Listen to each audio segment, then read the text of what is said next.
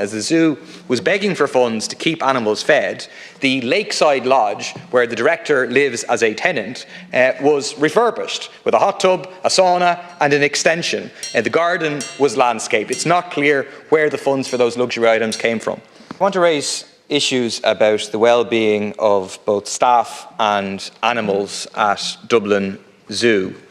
There are very serious allegations about mistreatment of animals, a culture of bullying and mistreatment of staff, and mismanagement of funds, for which there has been no independent investigation. In relation to animals, a couple of examples.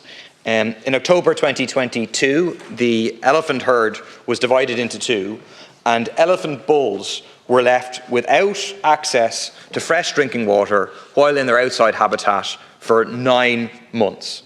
They had been using a contaminated water supply that goes against the NPWS Irish standards of modern zoo, which says fresh water should be supplied on a daily basis.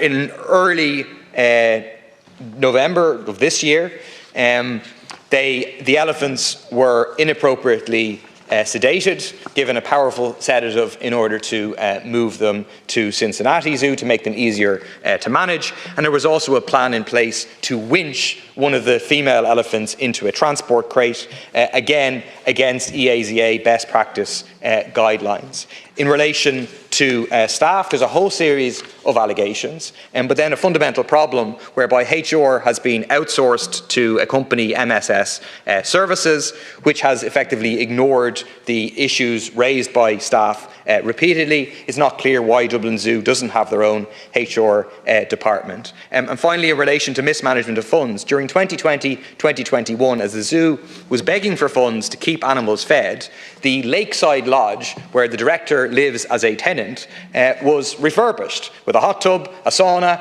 and an extension. The garden was landscaped. It's not clear where the funds for those luxury items came from. Murphy raised the issue of Dublin Zoo. I don't really want to comment on the allegations that were made. I'm not aware of them and haven't seen any evidence to support them, but I would encourage him to pass on any evidence he has to the relevant authorities, whether it's the Gardaí or whoever may be able to look into these matters. I do know there was a protected disclosure in relation to Dublin Zoo that was considered some months ago, and it was found that the allegations didn't stack up, but that might be a different matter and not the one that the Deputy raises.